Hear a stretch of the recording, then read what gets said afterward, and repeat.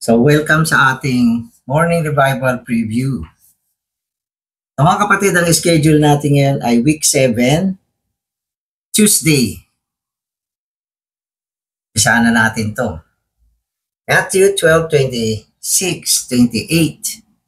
And if Satan casts out Satan, he is divided against himself. How then will his kingdom stand? Tama naman yun.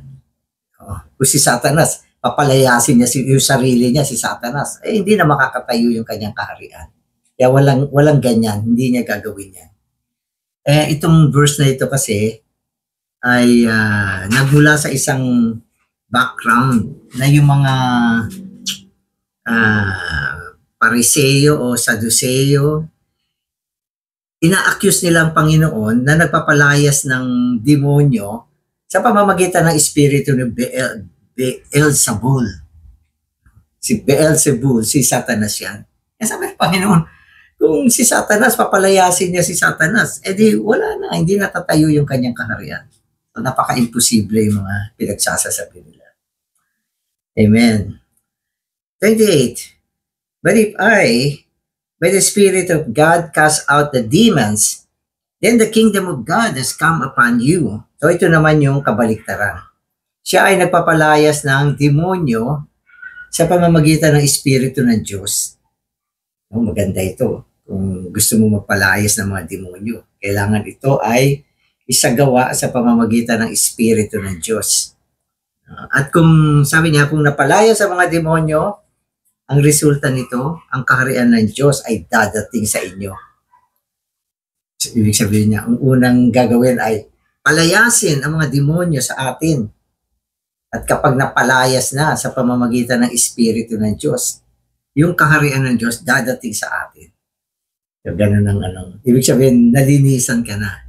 Lahat ng mga masasamang espiritu, ang mga demonyo, pinalayas niya. Yan ay sa pamamagitan ng Espiritu. At kapag nangyari yan, dadating ang kaharian ng Diyos sa atin. I will no longer speak much with you, for the ruler of the world is coming, and in me, he has nothing. Amen. So, ito naman ay yung ruler of the world dito, ang pinuno ng sanlibutan ay walang iba kundi si Satanas. Sabi ng Panginoon, he has nothing in me. Wala siya, maski na anong bagay, wala. Ibig sabihin, walang anumang bagay sa Panginoon na may kinalaman kay Satanas. Malinis siya. Free siya sa anumang mga bagay tungkol kay Satanas. Amen. Today, the church is a model of God's reign.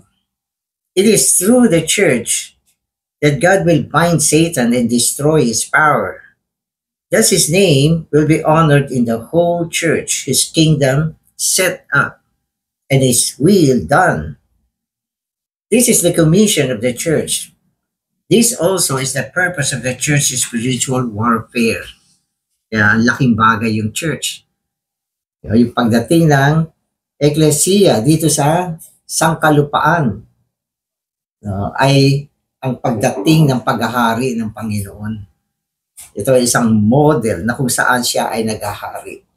So yan ang Ecclesia. Hindi siya isang organization. Kundi dinadala niya ang paghahari ng Diyos sa gitna ng Ecclesia. At sa pamamagitan ng Ecclesia, nagagapusan o nagagapos si Satanas, winawasak ang kanyang kapangyarihan. At dito rin sa loob ng Ecclesia, ang pangalan ng Diyos ay nabibigyan ng karangalan. At ang kanyang kaharian ay naisasagawa sa loob ng Ecclesia. At ang pag-aata sa Ecclesia ay para sa layunin ng isang spiritual na pakikidigma. Kaya sinasabi natin, kung tayo nananatili sa loob ng Ecclesia, laging nandun tayo ay nakikilahok sa spiritual na labanan. Siyempre, itong labanan na ito ay palagi nagdadala ng tagumpay sa ating Panginoon. Amen. So in the universe, there is the kingdom of God, and there is also the kingdom of Satan. The spiritual warfare we are speaking of is the warfare between these two kingdoms. Dalawa lang ang kaharian meron dito sa buong sansinuko. Ang kaharian ng Diyos at ang kaharian ni Satanas. So walang neutral dito. Dalawa lang. At kapag pinag-uusapan natin ang spiritual warfare o labanan, itong dalawang kaharian na ito ang nagtutunggali dito sa labanan na ito. So ito ay labanan ng mga kaharian. Kaharian ng Diyos, laban sa kaharian ni Satanas. God's kingdom is eternal, both in time and in space. Since God himself is from eternity to eternity, so also is his kingdom.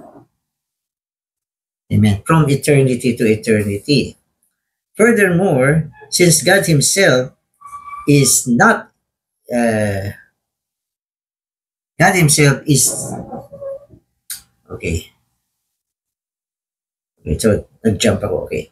Furthermore, since God himself is in light, so also is God's kingdom in light. Satan's kingdom is not eternal as to time. It is limited in time as to space. It is limited in the air and the earth. So yung kingdom ni Satanas, limitado lang yan. Limitado yan sa kapanahunan. Ibig sabihin, hindi siya eternal. May hangganan siya. Meron siyang simula, meron siyang hangganan. Kung ihahambing mo sa kaharian ng Diyos, ang kaharian ng Diyos ay from eternity to eternity. Na ang ibig sabihin, nagmula sa walang hanggan tungo sa walang hanggan. Ito ay katulad ng Diyos mismo. No? At ang kaharian ni Satanas ay limitado lang sa himpapawid at sa sangkalupaan. So nandyan lang yung kanyang kasaklawan. So hindi siya limited, unlimited space. Ibig sabihin, umiiral lang siya sa himpapawid at sa sangkalupaan. So nandyan yung kaharian ni Satanas. Amen. Amen. So furthermore, Satan's kingdom is in darkness, the exact opposite of the kingdom of God. So dito inihambing yung kaharian ng Diyos sa kaharian ni Satanas. Ang kaharian ng Diyos ay eternal siya, walang hanggan. Ang kaharian ni Satanas ay pansamantala lang, hindi yan eternal. At ang kaharian ng Diyos ay hindi limitado ng anumang panahon at espasyo. Samantalang ang kaharian ni Satanas ay limitado lang. Ito ay nasa himpapawid at nasa sangkalupaan. So yan yung sakop ng kaharian ni Satanas. Hanggang sa himpapawid. Air, tama ba? It's in the air and also in the earth. Sa himpapawid at sa sangkalupaan. Tama, di ba? Amen. Furthermore, Satan's kingdom is in darkness and exact opposite of the kingdom of God. So ito pa yung isang comparison. Yung kaharian ng Diyos ay nasa liwanag at ang kaharian ni Satanas ay nasa kadiliman. Paano ba natin na iintindihan yung mga ganyang salita? Ang ibig sabihin, ang kaharian ng Diyos ay hayag. Talagang nakikita mo ang liwanag ng lahat ng bagay, naiintindihan. Samantalang ang kaharian ni Satanas ay nasa kadiliman. Yung mga tao nga, hindi nila alam na sila ay nasa kaharian ni Satanas eh. Kasi yan ay kadiliman. Kapag ang tao ay nasa kadiliman, hindi mo alam kung saan ka nandun. Kaya sa panahon ng madilim, madali maligaw ang tao. Madilim eh. Subukan mo mag-drive ka, walang ilaw. Kung saan ka masuot. So yan ang kaharian ni Satanas. Pag sinabi mo sa isang tao, ikaw ay nasa kaharian ni Satanas, hindi niya alam. Di ba? Sabi niya, paano mo nalaman? Ako, hindi ko alam na nasa kaharian ako ni Satanas. Pero nung siya ay nailipat tungo sa kaharian ng Diyos, lahat ng bagay naging maliwanag. Naintindihan na niya. Ako, oo nga, yun pala yung pinanggalingan ko. Dati pala, ganyan ako. Ganun na. Dati hindi niya alam. Kaya, pinaka-importante, ang paglipat, ang kaligtasan ng tao na sinasabi natin sa pamamagitan ng pagsampalataya at pagbabautismo ay hindi lang kaligtasan sa ating espiritu, kundi yan ay isang paglipat tungo sa kaharian ng Diyos, tungo sa liwanag, at paglabas mula sa kadiliman. Kaya ang isang tao, pag siya ay nasa kadiliman, marami siyang hindi alam. Wala, hindi niya naiintindihan, nalilito siya, wala siya naiintindihan. Pero nung siya ay mailipat na sa kaharian ng liwanag ng Diyos, ay, ayun, lahat ng bagay naging malinaw.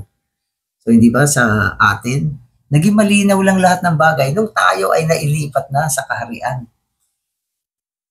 Dati-dati, pag may mga nagsasalita ng katotohanan, nagagalit pa tayo. So, dahil kasi hindi natin naiintindihan yan. Pero ngayon, lahat ay liwanag. Kaya, ang pagiging nasa liwanag ay isang katunayan na ikaw ay nasa kaharian ng Diyos. Amen. Okay. So, ito pa. In addition, there is still another great difference. Okay. God's kingdom is legal, whereas the kingdom of Satan is illegal. The whole universe was created by God and belongs to Him. Hence, God has the legal right to reign. On the contrary, Satan's kingdom was established by rebellion against God. Hence, it is entirely illegal.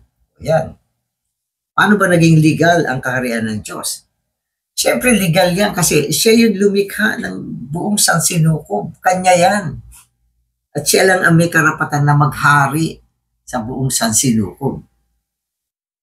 At kung siya ay naghari sa buong sansinukob, it's legal kasi kanya yan eh.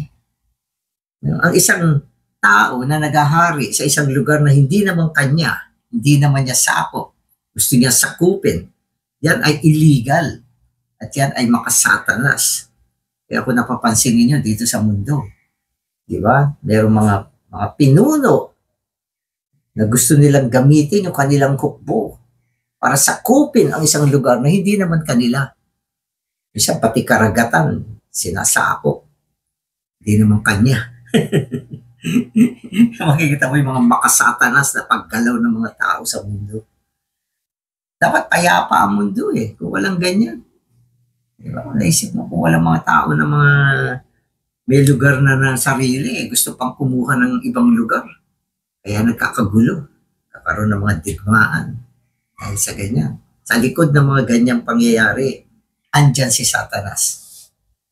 Kaya yan, yung mga ganyang gawa ay kinokondena natin. Malaki man o maliit. Halimbawa, sa buhay mo. Sa mundo, may mga land grabber. Hindi naman kanya yung lupa, kinukuha. Kumisan, maski sa pamilya. No, na wala na yung magulang. Inaangkin ng isang anak yung buong naiwan ng kanyang magulang. Ano yan? Yan ay mga makasatanas. Paggawa. Dapat kung anong pinundar ng magulang, hati-hati yung mga anak. Pantay-pantay. Pinag-usapan nila na maayos. Isang magulang yan eh. Diba? Ito, marami mga ganyang pagkakagulo sa pamilya eh. Kasi merong mga sakim na tao. Kailangan makatwiran tayo. Katulad ng Diyos. Ang Diyos ay makatwiran. Kung ano yung kanya, yun ang kanyang inaangkin. At legal yan. Si Satanas hindi eh. Yung kaharian niya ay nagmula sa pagre-rebelde at tinatag niya sa sangkalupaan sa himpapawid na hindi naman kanya yung lugar. Pinapairal niya. Di ba? Ang linaw, illegal yan. Satanas, illegal ka. Hindi ka legal. Gusto pagalitan itong isang ito eh. Illegal. Oh, Lord Jesus, ang ating Diyos ay legal. Matuwid. No? At walang kapintasan, wala kang masasabi sa Kanya. Kaya tama lang na lumaban tayo. Kasi tayo ay nasa legal No? Tayo ay tumatayo sa panig ng Diyos na legal. Kaya kung ano yung inangkin ng kaaway, no, na hindi naman kanya, nakikibaka tayo dyan. Kaya kailangan sumama tayo sa labanan na ito. Amen. Amen. Okay, so tuloy natin yung basa. Maganda yung mga topic dito. The kingdom of Satan, okay, is organized altogether into a system through which Satan usurps the air and the earth to the end that he may overthrow God's authority and set up his own kingdom. Therefore, this kingdom organized by Satan's rebellious force is absolutely illegal. So, binabanggit dito, yung kingdom ni Satanas ay isang organization, inorganize. Isang sistema, no? Isang sistema na naggawa siya ng isang organisasyon, isang sistema, okay? At ito ay pinairal niya sa himpapawid at sa sangkalupaan na ang layunin niya ay upang patalsikin ang kaharian ng Diyos at angkinin ang paghahari. So, kaya totoo namang illegal yan. Isipin mo. Di ba? Bigla kang gumawa ng sarili mong organisasyon dito. Ginawa mo isang sistema at ang iyong paghahari ay nanggaling sa pagre-rebellion. Ang hihimagsik ka. Paka-illegal mo. Dito sa video na to, pinapagalitan ko si Satanas eh. Alam ko, naririnig niya to. Paka-illegal mo. So, expose ka dito. Mga ginagawa mo. So, gaano ba kalawak itong kaharian ni Satanas? Ito ay isang boom na naisagawa niya. Ito ay kabaliktaran sa pagsasagawa ng kaharian ng Diyos. Ang kaharian ng Diyos kasi, umiiral na yan mula pa nung kawalang hanggan hanggang tungo sa kawalang hanggan. Sapagat ang kaharian ng Diyos, ito ay tumutukoy sa paghahari ng Diyos from eternity to eternity. Hindi yan nawawala. Hindi yan nawawala. So, ganyan. No? At nung sinabi ng Panginoon na malapit na ang kaharian ng mga sangkalangitan, ito ay tumutukoy sa paghahari niya in a specific way. Ibig sabihin, ang kaharian ng mga sangkalangitan ay isang solid na paghahari niya sa isang kapanahunan. Katulad ng pagdadala ng eklesiya dito sa lupa. Ito ay kaharian ng sangkalangitan. Nawala pa ng panahon na yon, bagamat ang kaharian ng Diyos ay umiiral na. Ang millennial kingdom, dadalhin niya ito sa sangkalupaan. Kaharian ito ng mga kalangitan. At pagkatapos niya, dadalhin niya ang bagong langit at bagong lupa, ang bagong Jerusalem. Solid na yan sa sangkalupaan. At itong sangkalupaan na kinakamkam ni Satanas, alam niyo ba? Tutupukin ito ng apoy. Wala na yan. Lumang langit, lumang lupa. Magdadalang Panginoon ng isang bagong langit, isang bagong lupa. At ang bagong Jerusalem, papasok dulo niya. Solido yan. Asan ang kaharian ni Satanas sa panahon na yan? Wala. Parang bulang mawawala. Pero sa panahon na ito, andito siya. Malakas din. Kasi kailan ba ito nagsimula? So, panoorin nyo yung Origin of Satan na ginawa ko. May isang video. So, ang kaharian ni Satanas, nagsimula siya nung nagrebelde si Satanas. Si Lucifer. Ito yung binanggit nung Monday.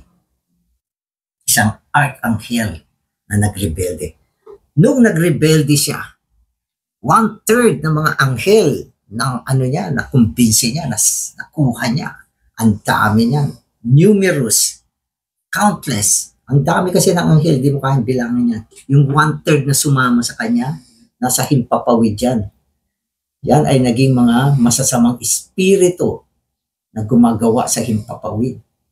Kaya yung mga leader ng mga bansa, nakapagbunga siya ng mga masasamang tao. Maski sa panahon ng history, di ba? May mga leader, bilyon-milyon ang kanilang napatay na tao. Ang sasama ng leader na ito.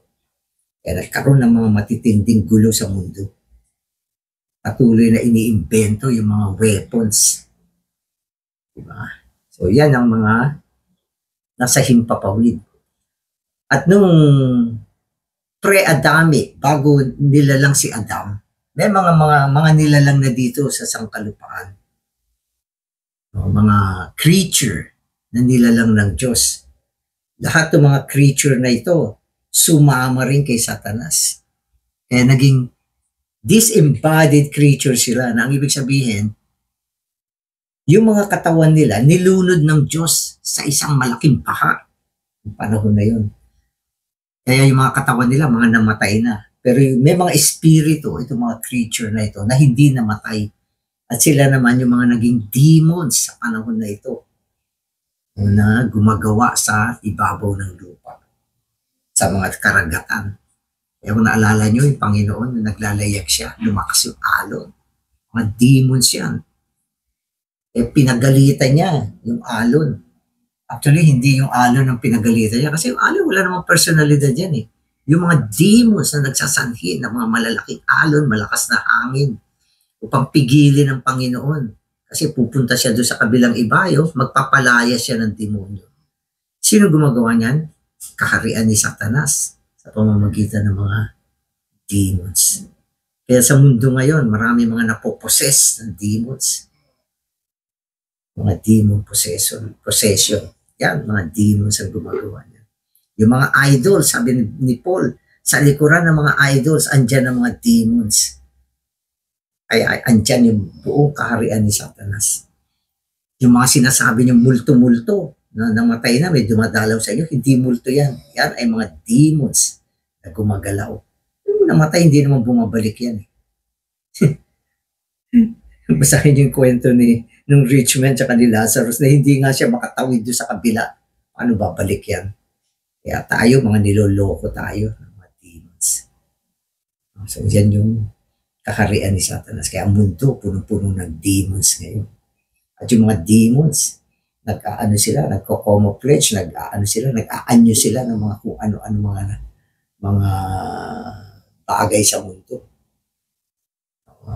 Merong mga sinasabi nila mga duwende, mga kung ano-ano yan. Yan ang mga demons lahat yan. Mga kapre, manananggal, kung ano-ano, mangkukulam, mga demons lahat ang gumagawa niya. Itong mundo, punong-puno ng pagsasagawa ng kaharian ni Satanas. Ang mga pangkukulam, yan ay kagagawa ng mga demonyo ngayon. At hindi lang yan, pati mga tao ay naging kawawa. Mayroong mga demonyo na sugal, demonyo ng mga iba't ibang klaseng bisyo, kaya nagkakaganyan ng mga tao dahil sa mga demonyong gumagawa ngayon. Kaya ang lawak ng kaharian niya. Tapos ito pa, sinabi sa atin na ang buong sansinukob, buong sanlibutan, nakahilig na ngayon sa kamay ng masamang isa.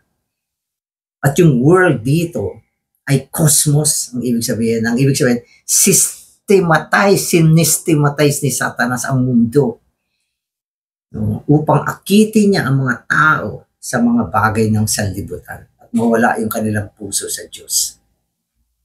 Katulad ng mga fashion, mga uso. Minsan may damit ka na. Ang damit kasi para pantakip lang sa katawan ng tao eh. Pero naging fashion siya. Hindi na siya pantakip. Ginagamit na siya para pampaganda, pampa-style. Minsan daming damit ng isang tao. Sabi niya, wala na, hindi ko na masuot to. Laos na to mga to. Bibili ka na naman ng bago. Dati yung pantalo makipot. Ngayon lumuwang. Dati, bell bottom, ngayon sumikip naman yung iba. Diba? Ano yan? Yan ay world. Sanlibutan lahat yan na ginagamit ni Satanas. Kung minsan, yung mga bagay-bagay, kailangan natin siya. Kailangan mo ng cellphone, kailangan mo ng kotse, kailangan mo ng bahay, ng kumain. Pero ang ginawa niya, sinestematize niya ito para maging anyo na maganda, no, na pupukaw ang laman ng tao at naaakit ang tao. Lahat ng ito ay gawa ni Satanas. Kita nyo, lawak, di ba? At hindi lang yan. Ang tao ay naging fallen pa. Nakapasok pa siya sa loob ng tao. Dinala niya ang kasalanan, laman, at ang mga kahinaan sa loob ng tao.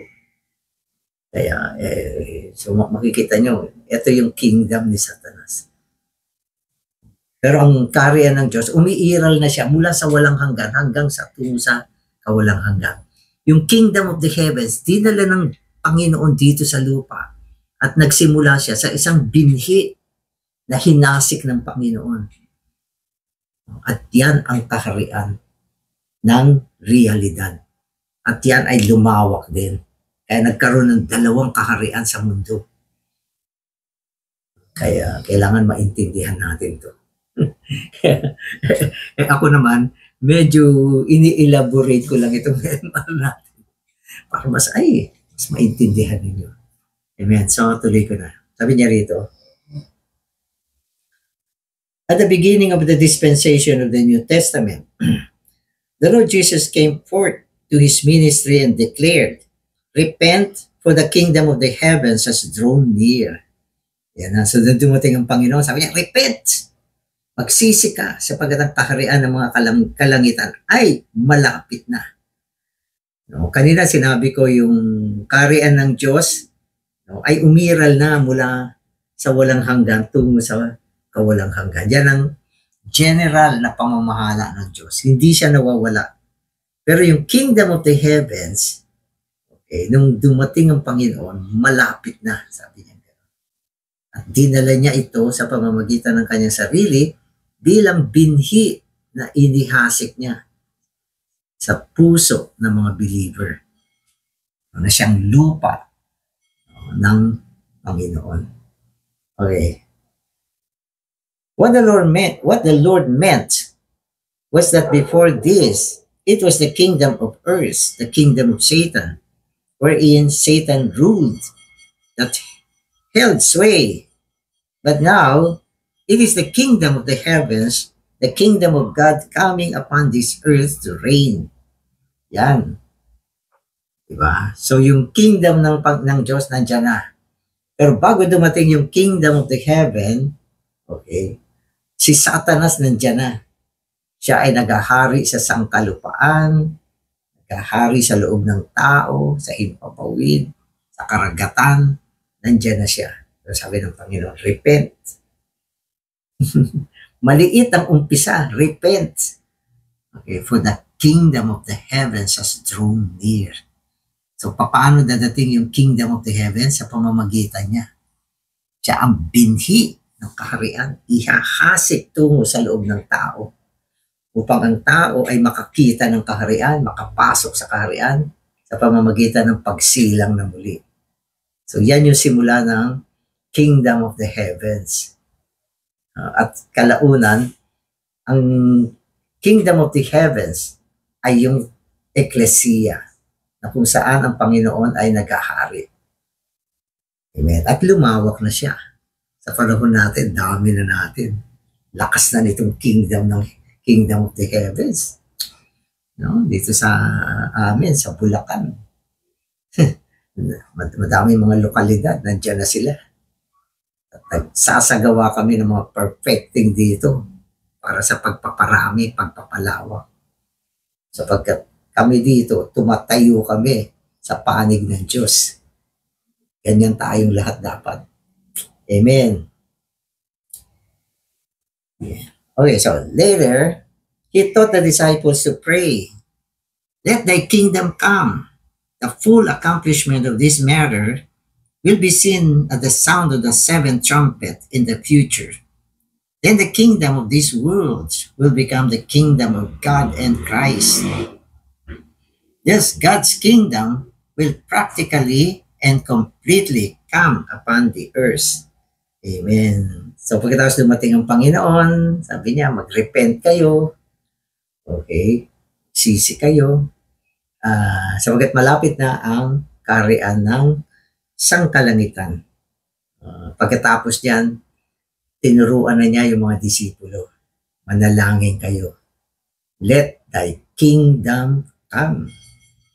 Let thy kingdom come. At itong pagdating ng kaharian, ito ay nagsimula na nung ang Panginoon ay nandito. At ito ay magpapatuloy at makukumpleto to pagdating na seventh seal, tutunog yung seventh trumpet.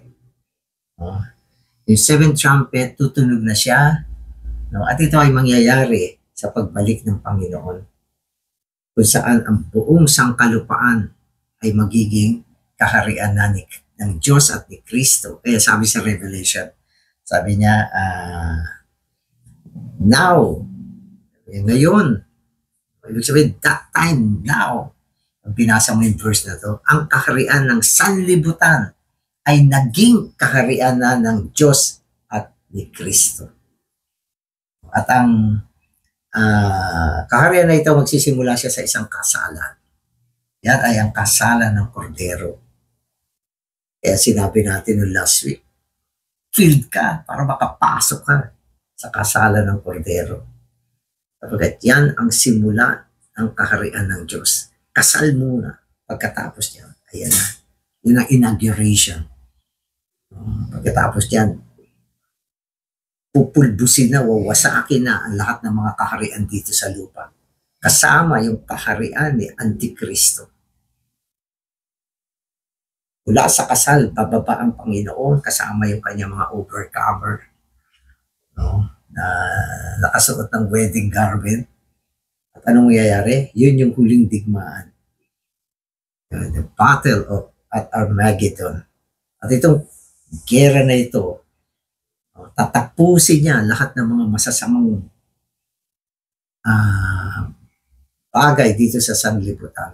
Lilinisin niya ito, iwa-wipe out lahat para dalhin ang kaharian ng Diyos at ni Kristo dito sa buong sangkalupaan. At ito ay magsisimula sa 1,000 taong kaharian. At yung isang magulo, Satanas. Alam niyo kung ano yung pwesto niya? Yung kalaliman ng abyss, ikukulong siya ron sa loob ng 1,000 taon. Si Antikristo, yung false prophet, ihahagis ng buhay sa lake of fire. At lahat yung kanilang mga hukbo, papatayin. Idadanak yung kanilang mga dugo, aabot hanggang sa bridle ng horse. Yan yung war. Kasahin nyo. Ano asa naman tayo niyan, Brother Danny? Kung overcomer ka, di kasama ka doon sa kaharian. Kung hindi ka overcomer, doon ang pwesto mo sa labas ng kadiliman. 1,000 taon ng pangangalit ng ngipin at pagtangis. So, saklap Amen. Kaya itong panahon na ito, ginagamit natin bilang paghahanda sa darating na kaharian ng pagpapakita. Linaw, di ba? Amen. Amen. Amen. Okay, so ito. Now is the time for the people of God to fight for Him on the earth. From the time the Lord Jesus came forth to minister until the time of His second coming, all the works that the people of God are doing for Him are instances of spiritual warfare. Kaya ang mabuhay dito sa lupa bilang isang Kristiyano ay ang pakikibaka. Hindi ka pwede maging relax. Dapat lumahok ka dito sa labanan na ito. Tayo ay tinawag upang supilin ang paggawa ni Satanas dito sa ibabaw ng lupa. Tuloy-tuloy ito. Amen. Ito. God's desire is to rescue to those who belong to Him, the people who were captured by Satan, and to recover the earth, which was usurped by Satan. This is according to what the Lord has shown us in Matthew 12, the warfare before the kingdom of God and the kingdom of Satan. Amen. So ang pagpapalawak ng kaharian, siyempre ay ang pagtatamo ng mga tao dito sa lupa. Sabi niya, i-rescue natin sila. Yung mga tao na nabihag ni Satanas ay i-rescue nino? Yung mga believer na natamo na ng Panginoon. Kaya may kanta, rescue the perishing, care for the dying. So yan yung role natin ngayon. Paano natin gagawin yan? Through the gospel. Ginagamit natin ang ebanghelyo. Ang ebanghelyo, ang kapangyarihan ng Diyos upang iligtas ang tao. At ito mga sinner na ito, mga bihag ito ni Satanas. Kaya nilarawan ng Panginoon sa isang great house, yung malaki at dakilang bahay. Merong isang naghahari dito. At itong naghahari dito ay tinatawag ng malakas na tao. Sabi niya, gapusin muna siya. Para makamkam nyo, masamsam nyo ang kanyang mga goods. Na walang iba kung hindi yung mga makasalanan. Kaya ang gospel preaching ay isang labanan. Pag ikaw ay nagpipreach ng gospel, ikaw ay nakikipagbaka para sa kaharian ng Diyos. Amen. Amen. Okay, so last part na. Many Christians do not know the true significance of the preaching of the gospel. The Bible says that we must repent for the kingdom. The kingdom of God is actually the exercise of the divine will. When sinners repent for the kingdom of God, they turn from the side of Satan to the side of God, which is the kingdom of God, the will of God. Repent. Kapag ang isang tao ay nag-repent for the kingdom of God, siya ay bumaling mula sa kaharian ni Satanas tungo sa kaharian ng Diyos. Ang kanyang pagbaling ay ang pagbaling sa will ng Diyos na walang iba kung hindi ang kanyang kaharian.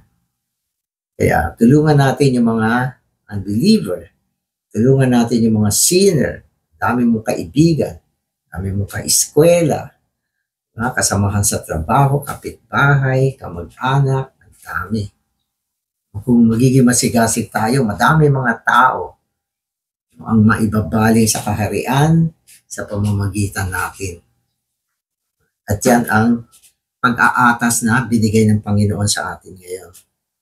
Amen. After a person turns from the satanic will to the divine will, he must believe in the Lord Jesus and be baptized. Through baptism, he is brought out of the authority of darkness, the satanic will, and is transferred into the kingdom of the Son of God's love. Amen. Kaya madalas sinasabi natin, kapag ang isang tao ay kumpletong naligtas sa pamamagitan ng pagsampalataya at pagbabautismo, siya ay nailipat na mula sa kaharian ni Satanas tungo sa kaharian ng Diyos, ang kaharian ng kanyang pag-ibig. Amen. Kaya ngayon naintindihan natin ano ba itong spiritual na labanan na ito. Tayo ngayon ay nakikilahok upang sa ganon maisagawa ang kaharian ng Diyos dito sa lupa, maitaboy ang kaharian ni Satanas. Amen. Amen. Lord, salamat Panginoon sa lahat ng mga katotohanan sa pamamagitan ng iyong salita. Nadala kami sa liwanag at lahat ng bagay na malinaw sa amin. Panginoon, patuloy mo kami tamuhin para sa iyong pakikipaglaban sa panahon na ito. Makaisa mo kami Panginoon, makipag-cooperate kami sa iyo para sa pagsasagawa ng iyong kaharian, ang kaharian ng mga kalangitan na dinala mo na dito, Panginoon. Salamat sa iyo. Amen.